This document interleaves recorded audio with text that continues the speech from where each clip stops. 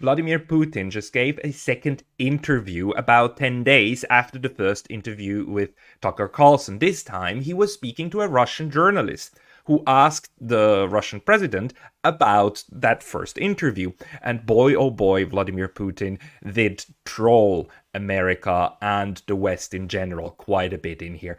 It's really astounding. So it's this interview over here, and it's translated, subtitled, translated by a professor from the University of from Rutgers University. His name is Michael Rossi. So Michael Rossi, he has a YouTube channel. Please check it out. Michael Rossi has been publishing very, very good original speeches from like several Russian politicians and diplomats and subtitling them in English. It's Michael Rossi Polsai, where you can subscribe to that. I'll see if I can ever interview him here on this channel. But let's get back to Putin, because this is golden. I mean, seriously, he was asked by this journalist towards the end, at around minute 21, whether he supported Biden or Trump in 2024, and he unequivocally said Biden. Just look at this. I mean, you have to read the subtitle. I hope you can read by. So this Zarubin is the journalist. He asks, therefore, the question we had 4 years ago is taking on new relevance today. Who would be better for us, Biden or Trump? Получается, снова становится актуальным. Для нас кто лучше, Байден или Трамп? Байден. Он человек более опытный, он прогнозируемый, он политик стар. Biden, more experience, he's better for us, he's more predictable. Oh my god, you know, the entire Western talking point of Putin wants Trump, Putin wants Trump, Putin is a Trump supporter, or Trump is a Putin puppet.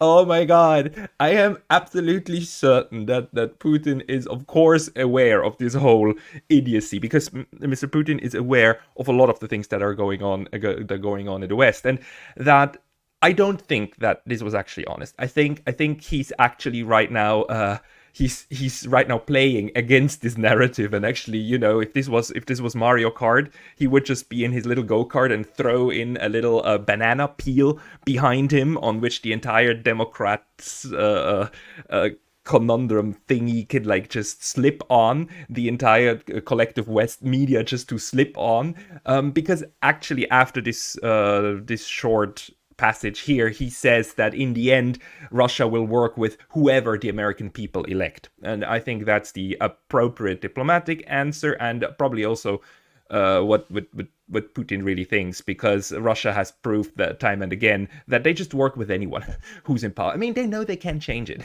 and they're not trying. I mean, contrary to what the West is saying about Russian meddling in U.S. political elections, they don't need to do that. They're perfectly able to understand U.S. politics and to work with whoever comes to power. But here he's obviously trolling the US, because now either the collective West media has to ignore that Putin ever said this, or they have to twist it around, saying, no, he was just saying that in order to support Trump. But you know, it gets more and more awkward if now that he actually said that he supports Mr. Biden. And in this interview, it's quite important to realize that Mr. Putin was extremely well composed, and he even defended Biden. He didn't only say like he would prefer him. He was asked right before this passage by the journalist, do you think Mr. Biden is incapacitated? Because we just had this news, right, coming from the White House itself, that Mr. Biden had problems with like cognitive challenges, right? And Putin was saying like he met him 3 years ago in Geneva, the Putin-Biden meeting, and back then Mr. Biden was looking at his notes, but you know, to be honest, I looked at my notes too, is what Putin said. And who doesn't look at notes, and who doesn't bump their head every once in a while? I mean, happened to me as well. So 3 years ago, he was perfectly fit for office, and I think we can work with him. He was defending him. Like, you know, this interview is really something, and I recommend watching it. There are several points, and I will lay them out now for you if you don't want to watch the entire 30 minutes. It really begins with this question on what was the Tucker Carlson interview, and are you happy with it? And Mr. Mr. Putin's answer was really interesting. Again, I don't know whether he was speaking the truth or not, but he said he was a little bit disappointed because he had expected more hardball questions from Carlson. That Mr. Carlson just letting him talk and speak and say, and even give a 30-minute history lesson was something that surprised him, and that he actually had wished for Mr. Carlson to be more adversarial, because that would have allowed him to be also more on the attack. But this way, Carlson actually made it impossible for him to be on the attack, because that would have made him look bad. So he had to use a different strategy, and he couldn't be as direct as he had planned. So Putin says he interprets this as a deliberate tactic by Carlson and a way to do the interview, which Carlson stuck to, and which then also forced him to change his approach toward doing the interview, and that he was surprised by that. That's an interesting insight about maybe one of the most important interviews in the West of the last 30 or so years. He also speaks about the way that Carlson and him, that the interaction went, and the misinterpretations of the West, especially that now in Western media you've got this talking point that Putin has been lying again about NATO expansion being the reason for the war. And he clarifies something. He says, like, no, I never said NATO expansion was the reason for the war. That's what they believed they heard, but I never said it.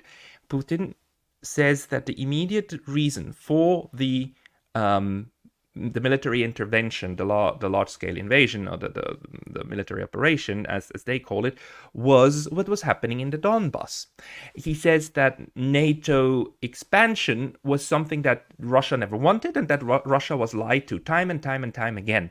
But the immediate cause, the trigger, was the increased violence that happened in the Donbass, which had been already under 8 years of low intensity warfare that still killed 14,000 people, and that increased. That's what was the immediate reason for Russia to first recognize the two Donbas republics and then help the two Donbas republics under the UN Charter.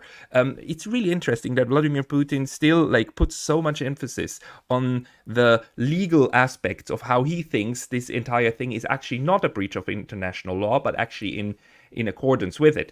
I must say it obviously is still a breach of international law, and it is obviously still a breach of the Budapest Memorandum. But it is interesting that he still frames this and tries to think and reason about it in terms of the UN Charter.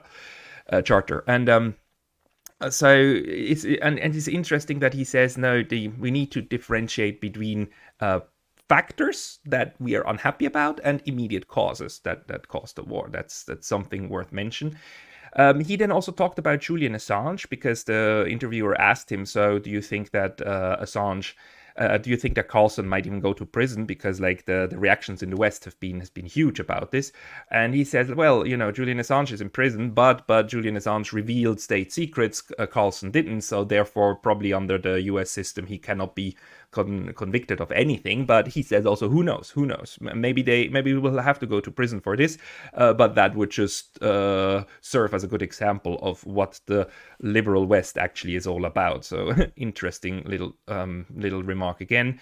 And then he also talks about Annalena Baerbock, because he's asked about this revelation a week ago that Annalena Baerbock's grandfather was a real Nazi, in uniform and everything, and whether there's some continuity, whether he believes that Baerbock also might still have some of that Nazi virus in her. And Putin actually says he doesn't. He says no. He says something even more interesting, which is, look, we cannot hold the current generation responsible for the sins of their grandfathers, and that the Germans back then were different from what they're today, and that we must judge people today on what they're doing today and not for what their grandfathers did. Again, Vladimir Putin being an extreme statesman and actually defending even the people who oppose him the most in the West. And he also shows that he has an incredible knowledge about the politics of these the internal politics of the adversaries, because he speaks about Annalena Baerbock as one of the leaders of the Greens, and how the Greens have completely divorced their agenda from what it used to be in the 1980s and 90s, pro-peace pacifist agenda, into what they've morphed into today, being very aggressive and having actually also lost touch with a lot of their base, which is exactly what's going on, which is exactly what has been happening. So he just shows again that he understands the internal political dynamics of these countries extremely well, and that he is not afraid of talking about that, and that he even thinks that talking about it is in his interest, just as it is in his interest to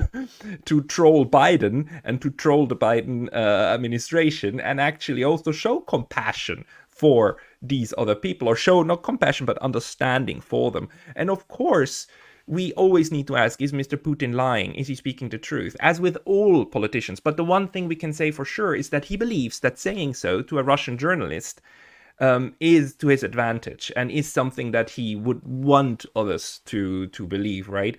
And although this was a Russian interview given in Russian, I still do think that he's aware that his words are now being heard much more in the West, which to me would explain why Putin is doing this at the moment, because he used not to care. I think he used not to care about the opinions of the general public in the West, because he knew that's not something that he can influence. But by now, it seems to me that he's trying to start playing the public perception game in the West, and starts counterattacking the narrative of the collective West, because he sees that this is being heard. He talked about this that he is thankful to Tucker Carlson to function as a mediary, to have also his viewpoints and the Russian viewpoints heard in the West. So there seems to be somehow of a change in strategy that Mr. Putin is doing now, also going on the attack and attacking the West in its propaganda at home,